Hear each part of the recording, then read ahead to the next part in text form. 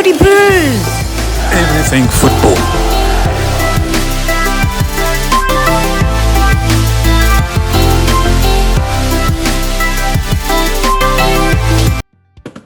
Hey, how's it going, guys? I'm Sasha. And this is Muhammad, and welcome back to the Footy Brews. Today, we have a different kind of episode. What kind of episode we have today, Sash? So today we're going to be speaking about, in our opinions, the top 10 EPL players of the season of 2020 to 2021.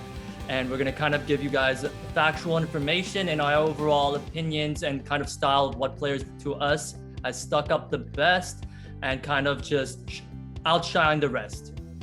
That's right. So starting off our list right at number 10, I think Wan-Bissaka has had an incredible season so far for Manchester United, really proving himself to be one of the best, right backs in the whole world. It seems no one can really get past him, and he's always been there as well. And he's slowly, progressively, improving his game going forward. So he's really going to be a top pick for England coming into the Euros. And I think, he's definitely one to keep an eye out for. So for sure, now a little bit of more factual information.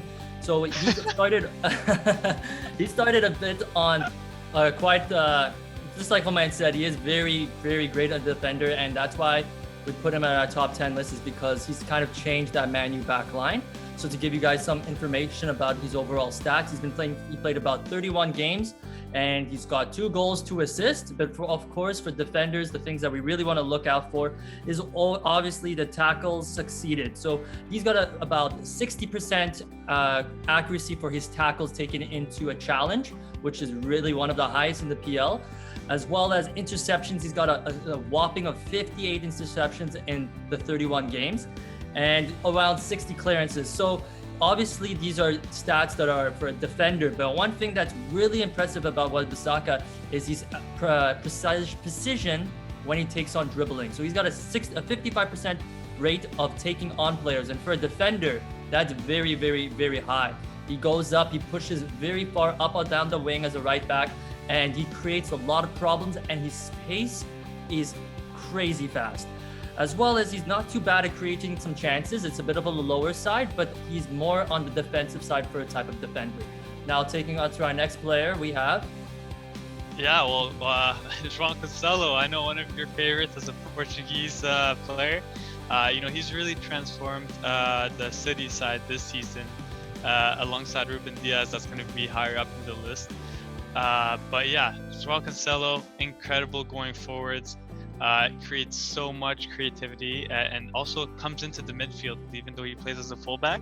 And he plays both sides, right? So really versatile player, really combines well with the Man City side and really, helps them and gives them an additional attacking threat. He probably has, one of the highest assists in that team right now. I don't know if you want to give us the stats on that one. So he's one of the top 3 to 4. He's not the highest. We got KDB and Foden who have higher, but he does have a very, very good rate for his vision, his accurate passing. So the thing that we really like about Joao Cancelo is he's also kind of Wan-Bissaka, but he's more on the attacking side. He goes and he pushes forward, and if you guys have seen some of his heat maps, there's jokes goes around that he's everywhere on the field. Pep has kind of created him to be a left back that pushes up and then comes go to central and kind of plays as a behind some center mids and kind of architects the plays from left to right. And also his versatility, he can play left back and right back, so you see him interchanging a lot of those types of positions. Now to get more on the factual side, he has been very, very good in the sense that he's got 1 goal and 3 assists in 23 games starting, and his overall type of key passes for those games is 43.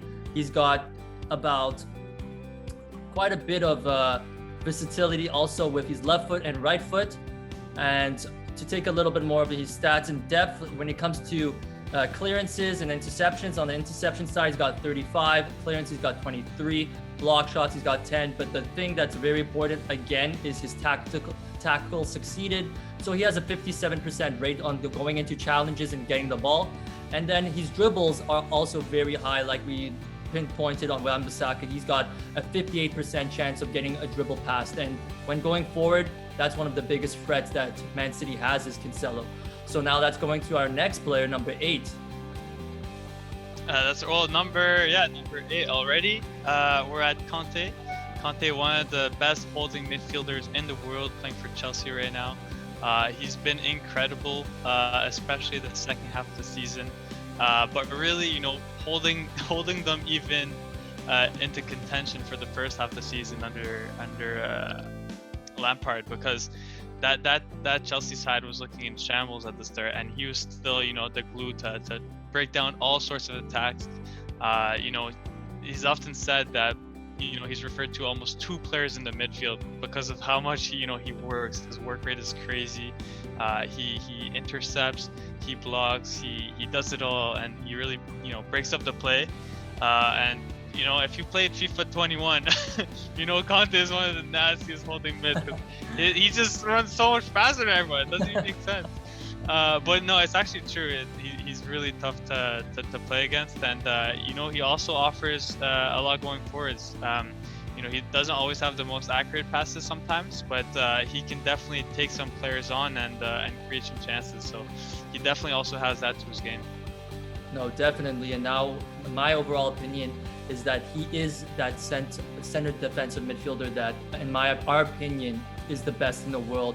Not because of only how much he just sees the game and knows how to cut those passing lanes, is the fact that his pace is really fast for a CDM.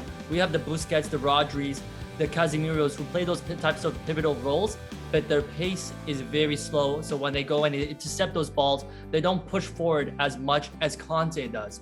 Kante gets those interceptions, and it's not only the fact that when he defends perfectly, is the fact that he can recover and push right back. And his work rate is like no other. Like you said, Homa, people say there's 2 Kantes on the field because that is literally the type of player. He works and works and works. So now looking more of a factual side, he's got 27 games played and he got 2 assists. So obviously he's not going to have a lot of goal scorers and because he's more of a pivotal role. But the thing that is very impressive is his overall tackling. He got a nice 53% on his ratios when he goes into challenges, and his dribbling, like we said, when he takes on players, he almost always makes it and takes them on and beats them out. So he's got a 70% chance of making it through. He's got a good amount of chances created. So averagely he makes about 1 to 2 chances per game. So that brings it to 23 and about 21 key passes in that total amount of games played.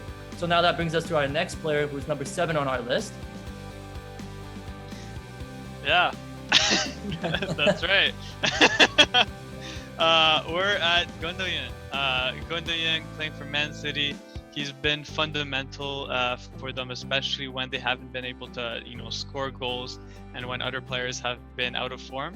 He's always been there to make things happen, to score those goals. And even though he's not a striker, he's definitely one of the top scorers for City right now. So it's actually incredible what he's doing for them. Do you want to give us some quick stats here, big guy? So, like you said, but the great thing about Man City is they don't have an actual all-right striker right now. So they've kind of had to create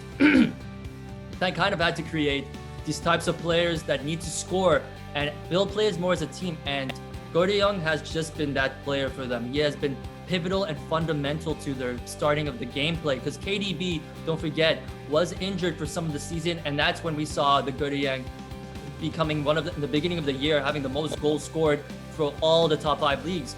And this is a center mid player. So now to give you more of an understanding of his factual information is that he's got 25 games played, 21 where he started, and 12 goals and 1 assist. And that's a center mid who we've never seen score that much before, and he's kind of had a breakout season. So the great things about him is he's very good with both feet. He's got incredible vision and composure on the ball. He's also got a whopping of 37 key passes in those 21 games where he started, and he's got 38 chances created. So another cool thing about Gundogan is he's also kind of like a Kante. He doesn't take on players often, but when he takes that chance and he looks into that space and he sees the one-on-one opportunities, he's got a great 71% chance of making it to pass that player. And you know what? He's also doesn't tackle often, but he kind of sometimes is that player that can get those interceptions with 19 interceptions and Overall, you get a 74% rate on tackling players. So this gives you kind of an understanding of the difference between him and Kante is that he is more of an attacking role, and that's why we see him on the top of our list, because he's made the difference in the big games to score the goals, and that's why he's above Kante in our opinion. So this now takes us number 6. Well, actually, joint number 5th, I think we can agree. Mason Mount and Phil Foden, very similar players and both very, very strong. So much that we couldn't really differentiate them. Tied at number 5th, Phil Foden has been incredible for City this year. Looking super sharp on the ball, super sharp off the ball. Moving into space, his holding game is phenomenal. He doesn't really lose the ball unless it's fouled. So really incredible player right now. And Mason Mount very similarly, driving with the ball, creating all these chances, running towards defenders and really taking them on, right? So, and also scoring some very crucial goals for both of them, right? Usually some long range shots. So, they added a lot to their repertoire, and they've both had, I think, a big breakout season. 100%. And Phil Foden is, I would never have thought to have actually enjoyed an English player. Not anything about English players, but I've never seen an English player play like Phil Foden. And I remember very, very early days, Pep Guardiola said that Phil Foden is one of the smartest players he's ever coached. And that's when he was at 18 years old, and no one really kind of knew until this season where he's kind of cemented his role in that starting 11. He has been fundamental in the way he dribbles, he takes on players beautifully. Me and Jerome talked about how he looks like sometimes he just glides with the ball, he cuts, his vision and his decision making is what makes him that top number 5th with Mason Mount for us, because his decision making is very, very good for such a young player. Now, to give you more of a different idea on the factual information, he has only played 25 games and started 15. So this shows exactly why he's been so fundamental. Is he's got in those 15 games that he started, he's got 7 goals, 5 assists. He's also been one of the most best players going forward for Man City, that kind of been the changing of losing Silva. So now he's kind of put in that role and stepped up to the game. So he's got about 40 chances created, 35 key passes. And mind you, this is in 21 games played, and when he only started 15 of them. So you can do the math of what the ratio he is. He's creating either 2 to 3 chances or key passes every single game. And overall, his dribbling is pretty good. He's got about a 53% chance of making those dribbles, as well as he's tackling. When he does tackle, he's got a 58% chance. But you know what? He does not play as a role where he tackles a lot. But the most important thing for us, in our opinion, is the key passes and transfers created. As you can tell, those assists and goals saved for himself. And he's also both-feeted, so you always see him with his left and his right, which we all always think that's a very important part of a key player. So that brings us to our tied 5th place too, another English player, Mason Mount. Romain? Yeah, no, so just over Mason Mount, phenomenal player, right? Breakout season. The way he drives, the way he's been influential for Chelsea has been incredible. We thought, Perisic and some of the, or Pulisic and some of these other players would have been more important, considering their experience and everything. But Mason Mount's really been at the heart of that attack for Chelsea this season. Has been a big reason of their success, right? Just the way his decision making is similar to Phil Foden. Very, very smart player. Plays with his team very well and creates all these chances very well. He's absolutely been an incredible player to watch this season. No, and that's exactly it. Mason Mount was kind of that player that just broke into the starting 11 for both coaches, right? Under Tuchel and Lampard, he was a fundamental part of that starting 11, and kind of people didn't really know who he was. He was kind of talked about, but this, like Phil Foden, has been his best season by far that have shed the light onto him. And you know what? He's been playing in the big games. He steps up, and he's a player you can kind of always go to now. So this English squad is going to be very dangerous in the Euro, and I'm going to be worried because of these 2 players we just mentioned. Now to give you some factual, honestly, right? And to give you some factual information, Mason Mount might just edge on stats-wise, because of what he's been doing and his statistics show. So he's got 32 games played where he started 28. He's got 6 goals, 4 assists. But the thing that is really very eye-opening is he's got 77 key passes and 81 chances created. So you can put the map of those games. He's doing 2 to 3 key passes and chances created per game. And he's also got a very good dribbling rate, and he actually dribbles more than Foden. So he's got a 54% chance of making those dribbles, and that kind of shows you the type of player that he is. The fact that he dribbles a lot and takes on players, and his vision to create those chances, creating those key passes, those are kind of what you want in a player that can do a lot of versatile. And another thing that's very important about Mason Mount is his 6 goals, 2 of them are his left foot, 4 of these right foot. So it shows that he can do both. And you know what? He's going to be a player that's only going to grow and grow because of the age he's at. So now that brings us to number. All right, guys. Thank you so much for watching part 1 of our top 10 EPL players for this season. Yeah, thank you guys for sticking in and watching at all our observations and factual information of who we thought was the best players. So catch us on the next episode to see for our number 1 to 4 position. Catch you guys on the next episode of Footy Bruce. All right, Footy Bruce out.